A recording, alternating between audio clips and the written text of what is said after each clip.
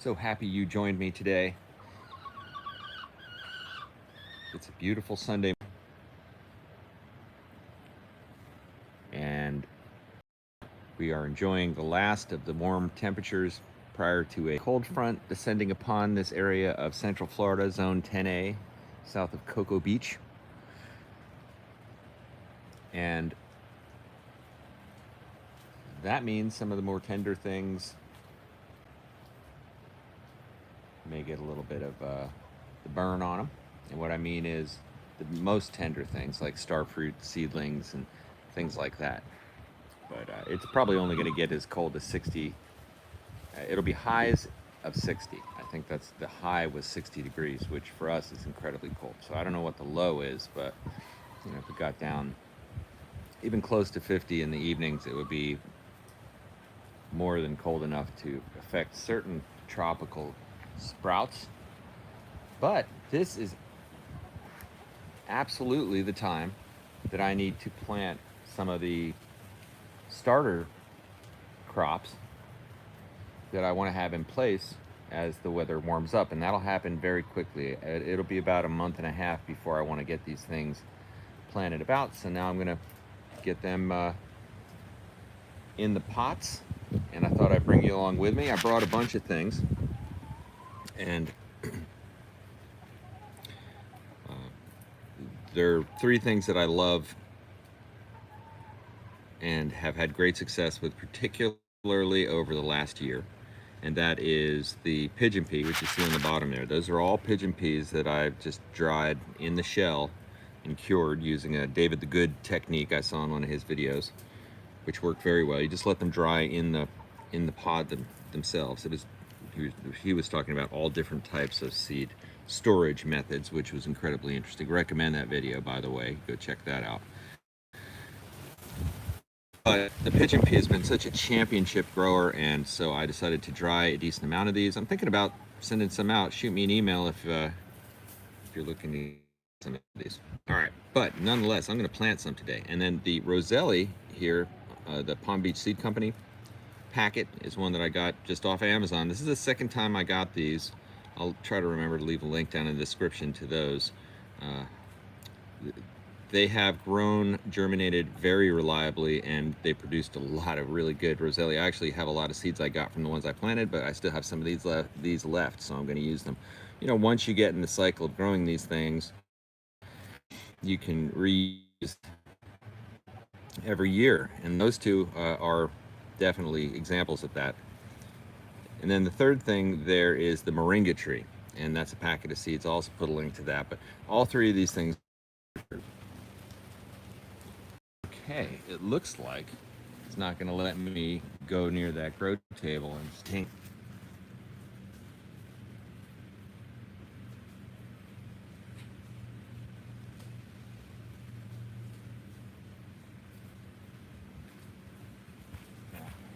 Enough. I think I'll go get 4 more.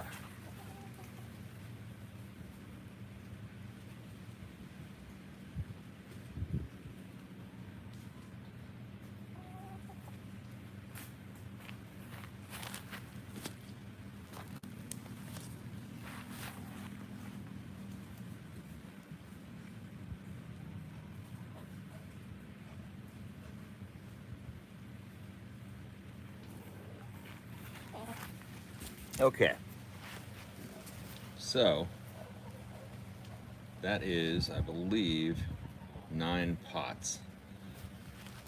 That is intended to plant these 3 things. So each will get 3 pots. And the method I want to use for the planting the pigeon peas is to plant a lot of them. I'm going to use this method in all 3 cases, which is to plant many seeds and then separate them later. Pigeon pea, this is a great way to do it. This is how all the pigeon peas, we'll go take a look at those, but this is how all the pigeon peas in my yard were grown, which was just to start the seed. And all I'm doing is just pressing them down very shallow.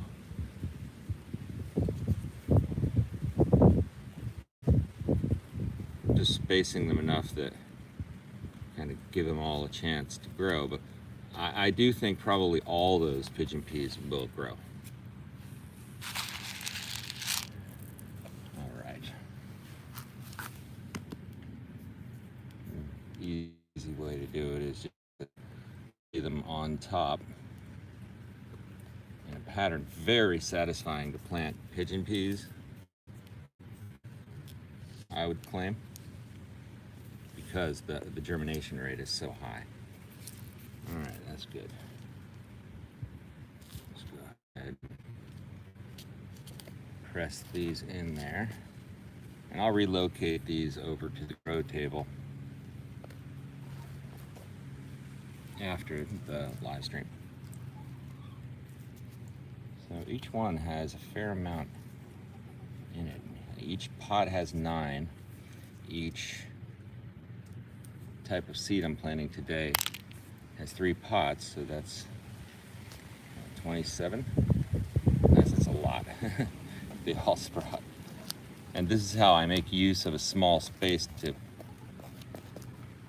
to plant this stuff. So I don't have a huge area to grow. And this way of planting lots in one pot and then separating them has really served me well. All right. So that's the pigeon pea. Now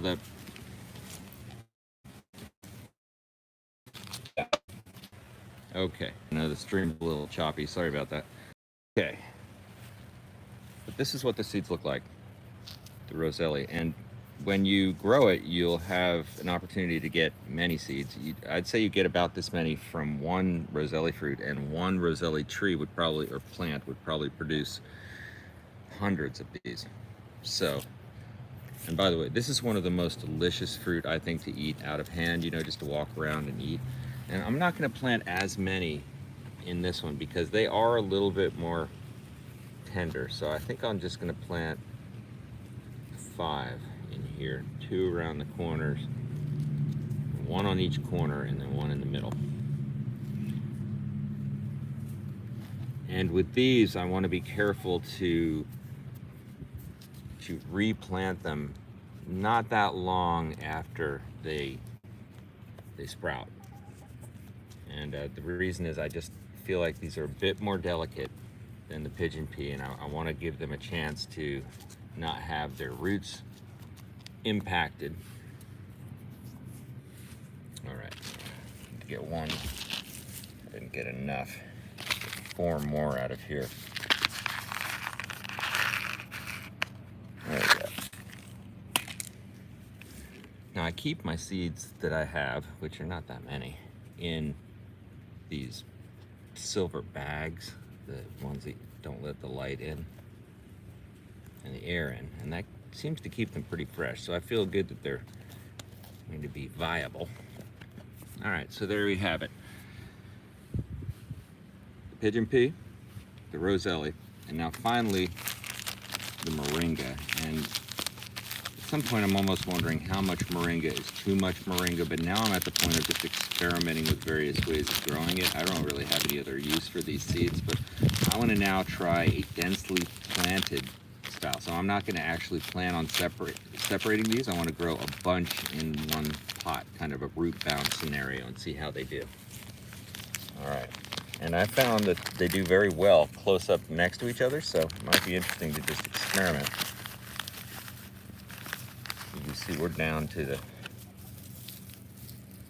that's that husk of the Moringa.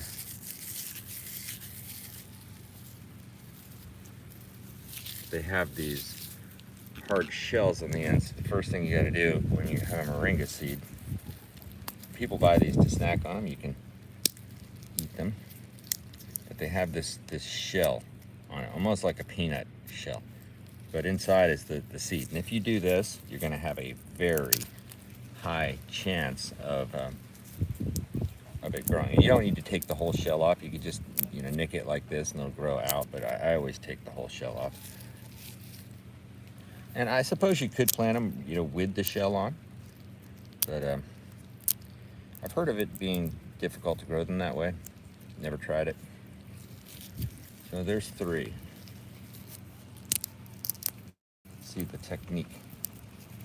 just a fingernail. Now, since I've done a fair amount of these, it's pretty easy for me to. Okay, so I think what I want to have is 3 in each, so it's almost done.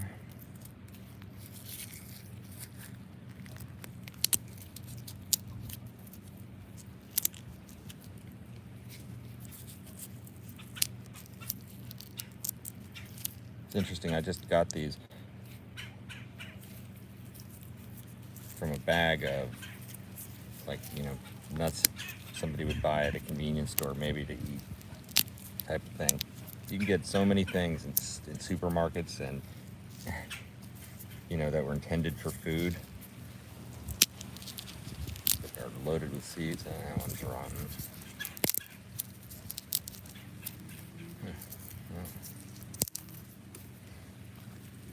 Yeah, all right, so I've got a couple. This one's kind of questionable, but I think we're good though. All right. Hey, James Tropicals. Good to see you. All right, we're gonna plant 3 in each.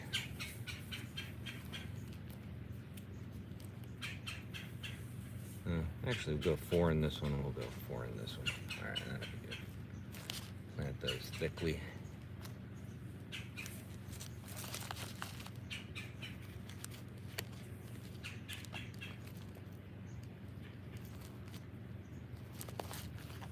Yeah, the Moringa is such a strong grower. Nice. All right, there you go. 3 types of really primary crops in this little backyard scenario. All this stuff is feedback to the chickens and the bunnies. All of it's good for chop and drop. And you know, we can use more of that. I don't know if you could see, I've got the beds here that I've recently been piling more Dracaena. I've got a lot of trimming I need to do, and I'm going to transfer all those nutrients back into that bed, which will be epic. Certainly. Stay tuned for the new video on this strawberry tree. I did a recent trimming of that. Also a video coming on the whole process of how we got this sign, the whole trade experience. So yeah, beautiful, beautiful afternoon. See, the sugar cane is just waving in the breeze.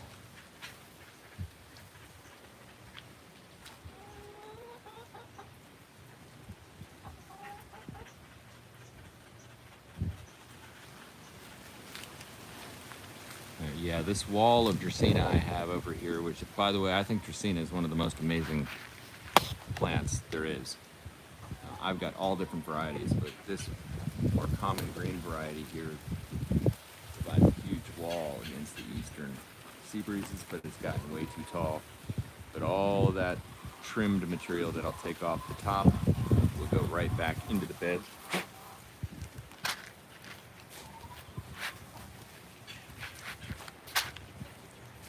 Sorry, bitten by a mosquito. And I'm going to go through the process of flipping these compost bins. They are, I think, ready to be flipped. Just got to relocate them. Contemplating adding a third, but that's a lot of soil in there, I would say. Can't wait to apply that around the yard. That's about a year's effort right there. But now I have the chickens consuming, you know, basically every bit of compost I can throw in there. Leaves and branches and everything gets just composted by them aggressively. That you know, I've been putting a little bit less in here, but it's ready to be flipped. Just to relocate the hoop to a new area. It's just tied on along the back, and then pitchforked it in, you know, from the top in first. And yeah, that's the thing. I'm eager to see what's down on the bottom of this thing. It's a witch's brew. Been cooking in there. I didn't put a thermometer or anything in it to see if it achieved any certain temperature, but looking forward to seeing what the result of my ongoing composting will be. I want to show you, I think fungus is so important to a yard, and I know some people I know kind of feel like it's a negative, that it will kill healthy trees. I don't think it does necessarily kill healthy trees much. But I've been laying wood down on the ground, by the way.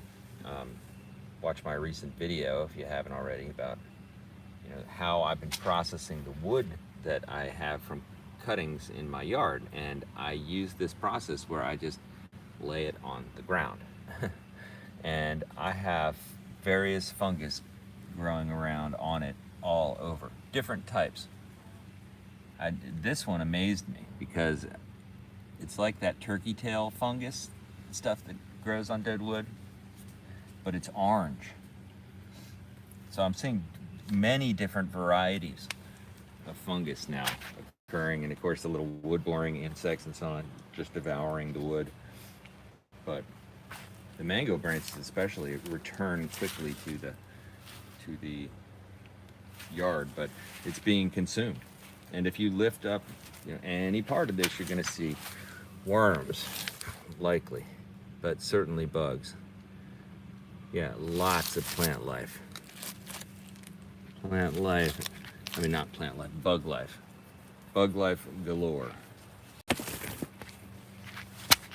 Yeah, there's not bug life galore in that chicken pen because those chickens are eating every bit of bugs they can. And I've effectively now finally restricted my chickens from the rest of my yard, so now the grass can regrow. They kind of decimated everything they come in contact with. And now that we've got them successfully isolated, I had to clip one of the chicken's wings, and the rest were okay. The one that kept getting out despite my best efforts. So we clipped one of her wings, and then she stopped getting out. Hey Sirius, good to see you. Welcome to the stream. But now hey Jack, what you doing? Feeding the rabbits. Nice.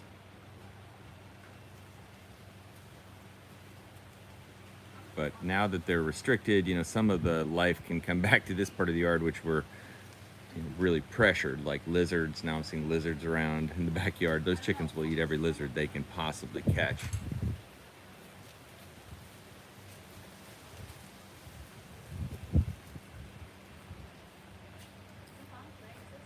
Trimming of this Dracaena hedge is next order business. It's really gotten quite massive. See, this is a banana spider web. Banana spiders are really common to this area.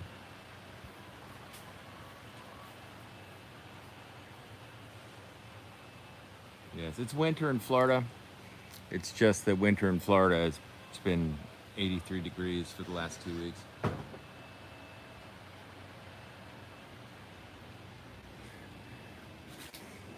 Yeah, I might actually trim back this chocolate pudding tree as well, just because it's getting a little large. But all of that stuff you see in the shot right here will be gone, and it'll allow a little bit more airflow. I don't really have fruit trees up that high anyway, so I don't need these barriers to be that high. And it's going to be great to get them down and then take all those clippings and put them right back into the bed, just like what you see here. And the thicker the layer is, the better.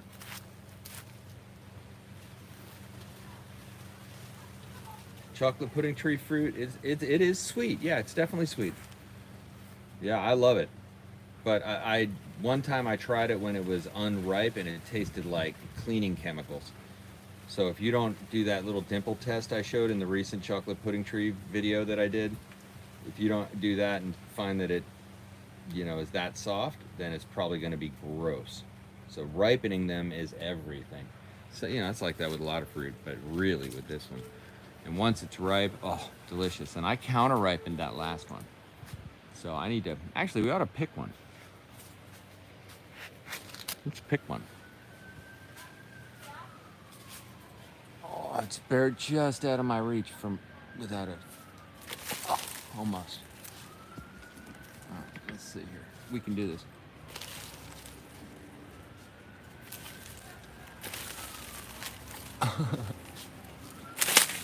Oh, there it is. Look at the size of that thing. If you let it ripen fully, it tastes like a avocado and a banana almost, with a slight chocolatey essence. Now these are the biggest chocolate pudding tree fruit I've ever seen, and certainly the biggest this tree has ever produced over the however many years I've had it. For quite a while. Many chocolate pudding tree fruit. This is almost twice as big as any other chocolate pudding tree fruit, and if you know the channel, you know that I always say exactly why, and that is because of the bunny manure. The bunny manure is the key to everything, and it's achieved things like this everywhere in the backyard. And no matter how much stuff I throw into this yard, it just is, it eats it. Like the bugs, the worms, everything, just eat it, just consume it. So I'm just gonna keep putting organic matter down now and reap the good results. As if you're putting down the bunny manure, like look at this. That's a 3 poo pile application of bunny manure. See that? 1, 2, 3. I just go around with a little scooper and just throw it around trees because I know it's going to rain, and then that's going to go right into the soil, and all the worms, if I were to move that back after a rainstorm, there'll be worms all around here. The worms will do all the work for you then. You know, you want worm tea? Well, if you put down bunny manure, you've got worm tea, because the worms are going to be there and doing exactly what they need to do, and that kind of ingredient throws in the bacterias and the fungus among us, and you are off to the races. Interesting thing, I got impatient. This little it's a white Marseille's fig. Marcellus, I might be saying it wrong. Anyway, it's a kind of a more dwarf fig tree, and it's dormant this time of year, so it'll do well. It's still alive.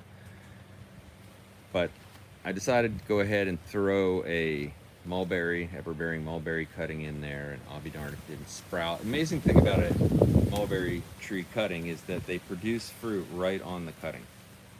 You know, first growth is fruit. It's just this particular variety. And usually most mulberries I've planted from cuttings do that. I've got several Persian mulberry tree cuttings going. This is a pathetic specimen over here. It's in the shade, but it'll burst back. It hasn't dropped its leaves all yet. Mulberries get confused in Florida, I think. But it was ravaged by caterpillars. Look at this. Look at this. Gnarly. But so what? You know, it's deciduous. It drops the leaves, and new ones grow. So I'm just kind of letting it do its thing. It's really thickening up the trunk of it. Feels thick. It's about the width of a pencil, maybe. Yeah, Big G. Persian mulberries do very well here, very, very well, and I've got them planted all over. I've got one on the side of my house that is just going off, and I took several cuttings in a live stream I did last year and planted them, and then they all grew, and then I planted them in various areas. I've got one in the bunny run that I've been tree shaping, actually, which is kind of cool, where you bend it over. Oh, look.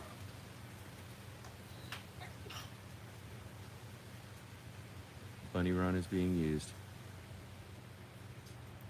But the one that I planted in full sun, so that one I had just been showing you, is, you know, if you don't have an old surfboard just laying on the fence somewhere in your yard, you're not living beachside. That's a fact.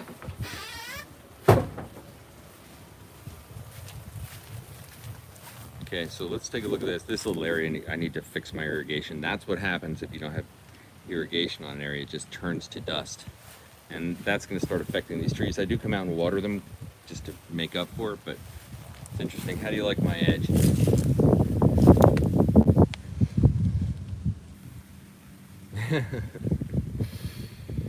You can see this one is much thicker. It's already got that gorgeous bark on it. I just love that so much. I think that's why these grow so easily from cuttings. That, you know, all these little spots are potential root nodes. That nice, healthy, thick. Again, hasn't lost its leaves. The size of the leaves are just incredible. Giant, giant. Every animal in my yard, chickens and bunnies, and me, I love the flavor of these leaves. One cool thing to do with the mulberry tree is to, you can see it's got very healthy buds on it, is to, once they sprout, eat the tips of the sprouts, and they taste just like lima beans, but better. Really good. Great vegetable mulberries are, in my mind. I'm so stoked to have this variety. This was a gift from a neighbor. I saw it growing on the side of his house, and I knocked, said, could I get some cuttings? His wife was there, got permission from her husband who planted it, and here we are. 3 6-inch cuttings later, 1 year later, and here's what we've got. And you can see this is an edge space, you know, another permaculture principle, utilizing edge spaces. I've been doing a lot of focusing on that, but it's in the process of developing. Like I said, we got the irrigation issue, of course, but look at the Moringa.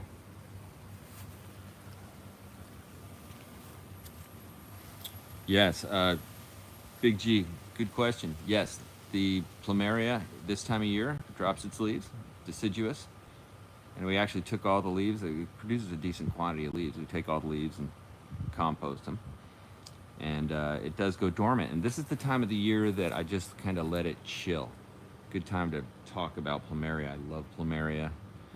See, I've got it growing in various places. This one in the pot. I've got probably 15 varieties in my yard because I just love it so much, but you can way overdo it easily. This is a giant variety. And yeah, it's with a beautiful areca palm, sugarcane palm behind it. But this is a giant purple variety that is incredibly fragrant and delicious, but it produces a plant that's something like a tree. I'm not sure if they can grow in zone 9B. I know they can grow in 10A where I'm at, but I don't want to trim this thing right now because the reason really is that it could start growing shoots, and I don't want the tender shoots to grow if we get a little cold temperature here. It could get down, you know, in the 30s, you never know.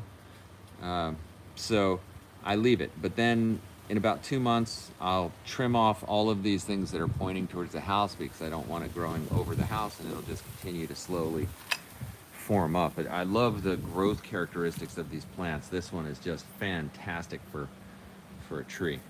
You know, they can get a little brittle once they get large, but yeah, this is a fun thing.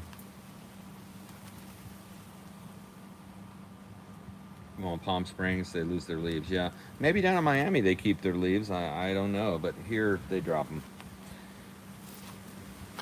Yeah, this is a Plumeria, this is another one. This is more of a purple, dark purplish red Plumeria. It's a smaller grower, more compact grower that I planted from a cutting. This one has grown for probably 3 years in this pot, and it just continues to produce. This year, I might stubble it, which is a great thing to do. Do it before it gets too large. This is the kind of thing where if you don't trim it early, you can create giant wounds in the plant that are hard to heal. So, you know, your early growth gets you, early trimming gets you things like this, where it's small enough that it can heal over. But this one's probably about that point, and then of course you got 3 cuttings, but I'll probably stubble it in the beginning of the growing season here, here, and here. And that'll be right at the beginning of its growing season, and each one of those points will likely shoot out 3 more, which will make a compact growth pattern, which is what I want in a pot. I don't really want this to be a sail in the pot. But then I also just planted some of these crotons, and you know me, the croton is, I love crotons. Even the basic ones like this, I think are so cool, just for their color value completely. It's just amazing. And this particular variety grows very easily. The Mamie croton grows very easily from cuttings. I love Mamie croton, even though they're common. They're Walmart croton. Nothing wrong with that. And of course this variegated climbing vine. I don't know the exact name of it, but pretty common around these parts. Common house plant around the outside. So there, that's a arrangement of plants, all easy to grow from cuttings. Of course, this Nepali Pad Cactus, this is kind of interesting. And the interesting thing is that when these initial pads grow, and these are edible, they taste great, actually, and this is when you harvest them. This is actually a type of cactus that wants to be watered a lot and will produce tons of these edible pads that you can eat, and they taste something like a cucumber. They're slimy like an okra. I'd say quite delicious. But yeah, this is a great food crop cactus, believe it or not, a great food crop option for Florida. Now, once they get to this point, they're really, you know, kind of gross to eat, but you know, when they're fresh like this, and if you trim them a lot, like treat it like a crop, really manage the trimming of it, it produces a lot of yeah, a lot of pads, cactus pads. If I were growing to live off my yard, I would definitely take things like that and plant them. Carrots, micro carrots. Just taking a handful of carrot seeds and sprinkling them on the top of a pot and then watering it and getting this kind of result over and over. And then, you know, putting in bunny turds all the time as well. Has created, this is one of the last ones I have, but it's created a real nice snack for the rabbits and the hens. I learned that carrots are one of the easiest things you can grow. Everything likes a carrot, by the way. A chicken likes a carrot, and a rabbit likes a carrot, and I like a carrot. And these carrots to eat are actually really, really delicious. And they germinated readily. Yeah, I might leave some of these others in there. Yeah, and this is the kind of thing, you know, we're feeding to our animals, which is cool. But I love the life hack of micro carrots for micro bunnies, for macro turds, for macro abundant backyard. Probably recognize some of these things growing. This is an odd assortment of plants. There's a aloe vera. This is the medical type that they use, the aloe vera. Very, very easy to grow from cuttings. And then there are a couple of Chinese fan palms that are growing in there I might transplant out. And then this is a Plumeria. That's a white Plumeria. And of course, you might watch from earlier streams, I planted this. It was a Mexican sunflower. Beautiful. Hardy grower. You know, gets a bad reputation because it's so prolific. It can be like an invasive, but you know, it's also a great producer of chop and drop, and the flowers are stunningly beautiful. This is my second soursop, and I really tried, but it died. It just never wanted to live.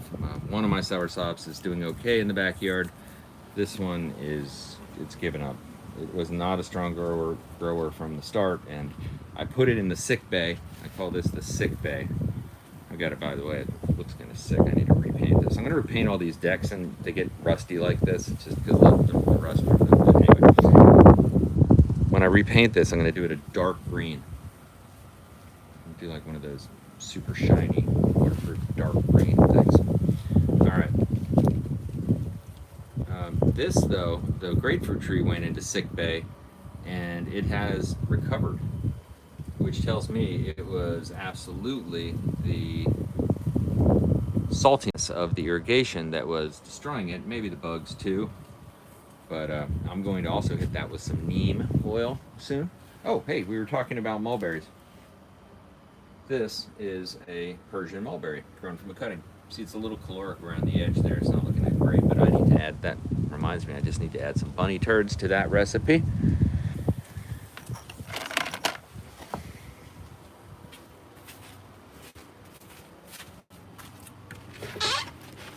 Yeah, good question. We haven't had any strong cold fronts this year yet, but this one coming through tonight, this afternoon, I think is going to be a colder than normal one. It highs in the 60s, which is way colder than it has been here in a while. All right, Zen, Bunny, Runny. These rabbits have already been out each for over 2 hours each. Thumper dug a hole so deep that we had to cover it with a piece of wood. All right, Thumps. You ready for a snack?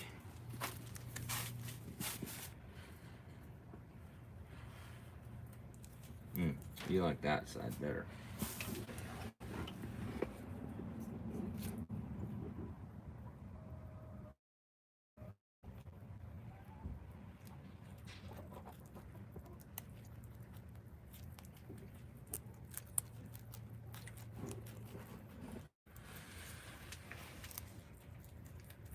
Interesting. I always thought they would like the carrot part.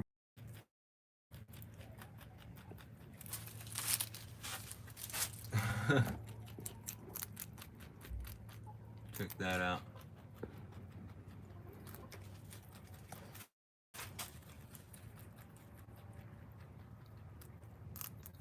Dumpy loves that carrot.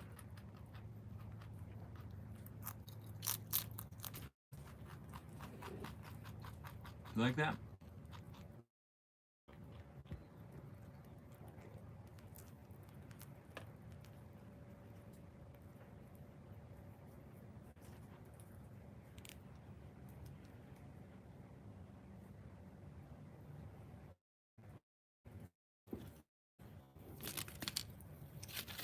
Now we've been feeding them this sugarcane leaves instead of the hay, and they love it. I mean, you know, it's a type of hay. Oh, he wants pets. Because we pet them so much, they come to breeding slows down. And pretty cool. All right, Penelope, we're going to give you one, two. Why not?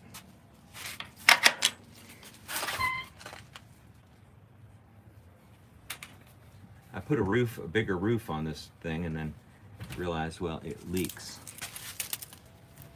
All right, the white rabbit. White sleepy rabbit.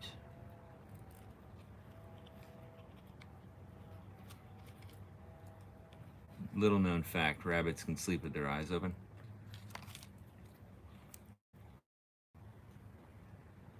Usually the smell of carrots will rouse them.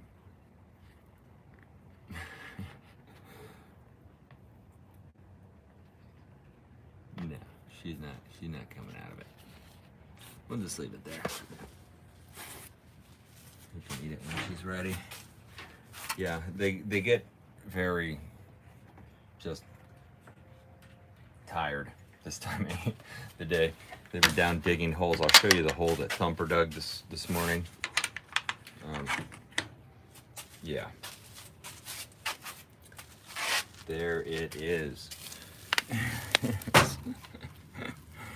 Look, dig holes.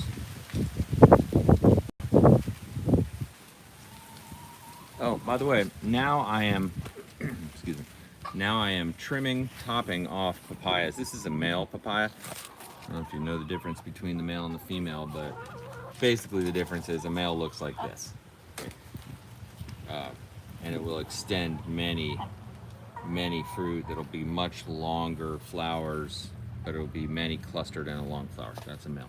Female that gives you the fruit looks different. Now I want to grow this just for the foliage, just for the chop and drop value of these leaves, the whole nine. This is a vegetable.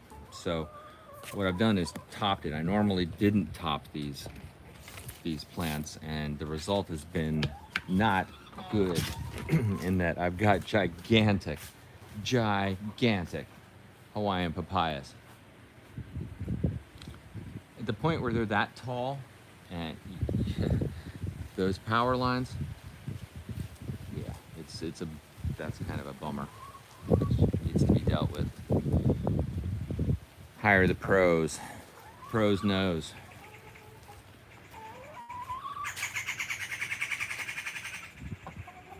Oh, there you go. You got competition. You hear that? Hey, chickies.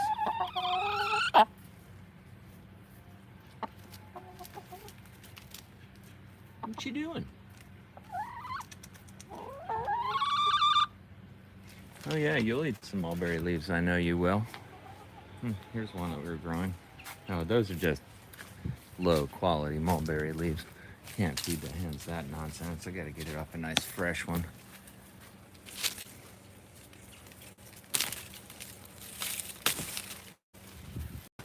Yeah, that's better.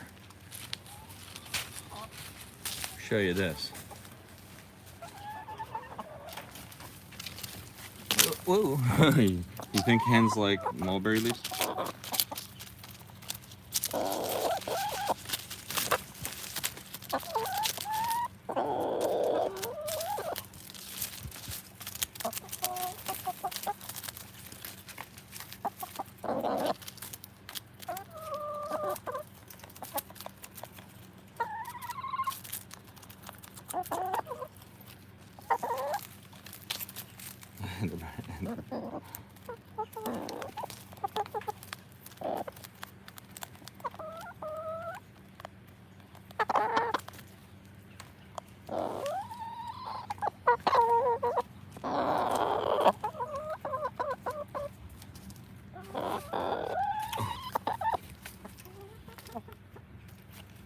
Yeah, they sure are bizarre, aren't they? The sound that they make is something about it. My wife and I both agreed it's a nice sound. And you get to understand kind of what they're trying to communicate on a weird level. And what I mean is, if they're hungry, I know the sounds they're going to be making, the behaviors they'll have exactly. If they're out of water or something, I know they'll behave in a certain way. When they're really calm, definitely, they have a wide assortment of hen songs they sing. And aren't they beautiful? I mean, I love the contrast of the color of these hens. Yeah, as a matter of fact, maybe we'll go take a look and see what's in the hen house. Let's see what's in. Hopefully I don't lose connectivity. Let's see. I might. If I do, I'll walk back into the light, so to speak.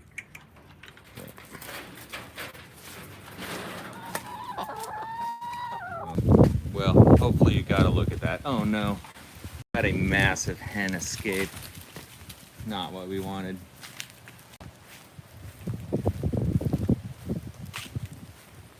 Alright, I'm gonna have to call in the Jack to get these hens wrestled.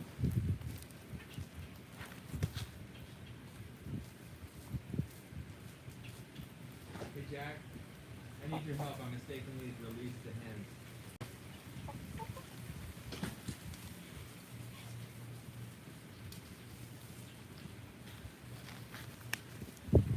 Yeah, but look at them go. Uh-oh, they're heading for the bed. This is their chick days. They love being out here more than anything.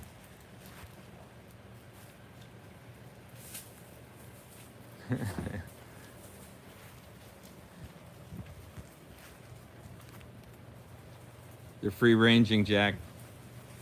How do you secretly release them? I forgot to shut the door.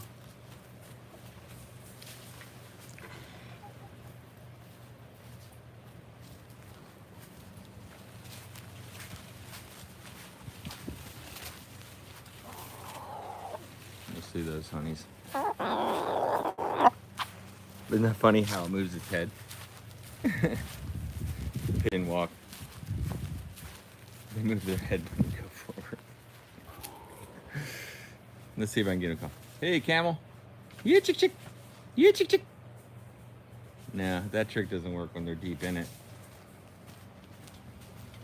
Sometimes it'll work, especially if they know you got a tasty treat. But look, see, they're getting all the prime bugs. That's why they love it so much.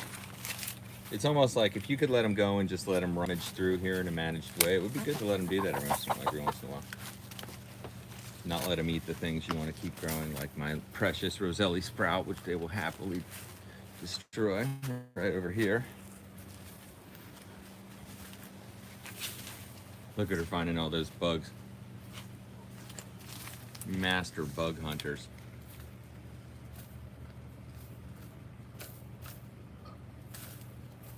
And you know, all the bugs I was showing you that exist back here are just getting consumed. Oh, we got it. Ah, this is our most adventurous chicken. It's interesting, even with the clipped wings, she's eating the pigeon peas. You're smart. You're smart. Holy moly. I can't believe it. Smart kid. I found the pigeon peas. That escaped chicken went right for the best stuff. Like, I'm gonna eat the pigeon peas somehow. That is amazing. One left. The final chicken. I guess it's about time for us to get ready for the Bucks game.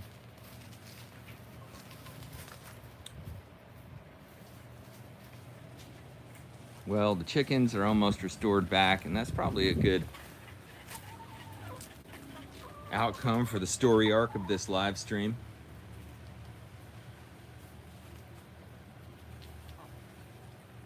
Looking pretty good. They're pacing back and forth. You can see the stick edging I've been using, which is actually awesome. The final chicken? Which one was the final chicken? Sally. Let me see. Oh, look at her in the sunlight like that. God, she's beautiful, huh? Oh, how you doing, girl? How you doing? You have fun? You eat lots of bugs? Rick, she went straight all the way Sweet back chicken. there.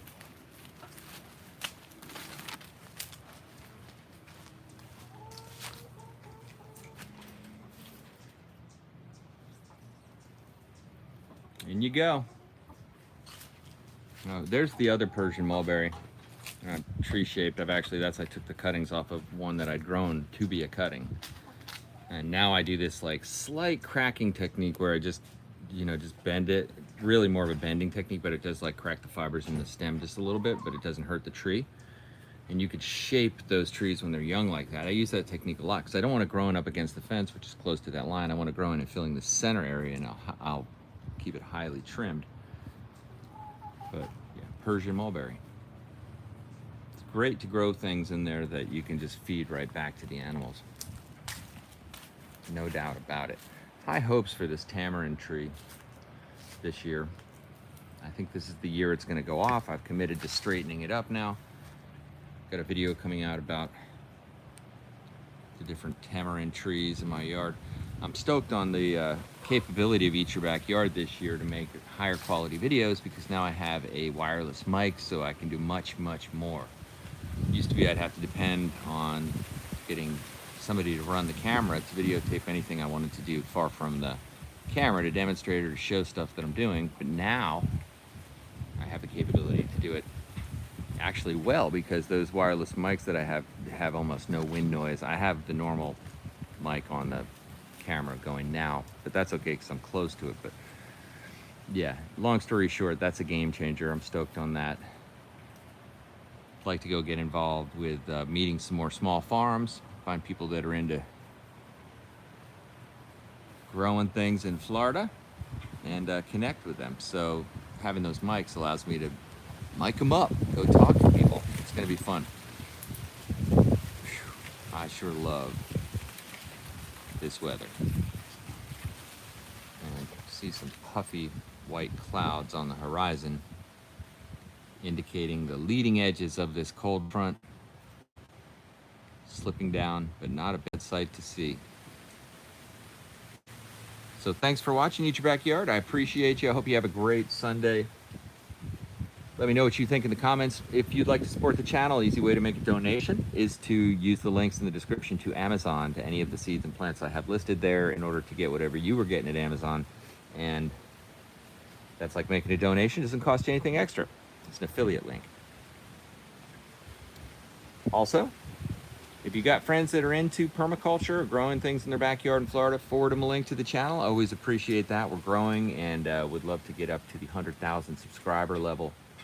I think that's going to happen on this channel. And I appreciate all of you who are already subscribers. Every subscriber is important. Thank you for watching. Have a great day. Eat your backyard.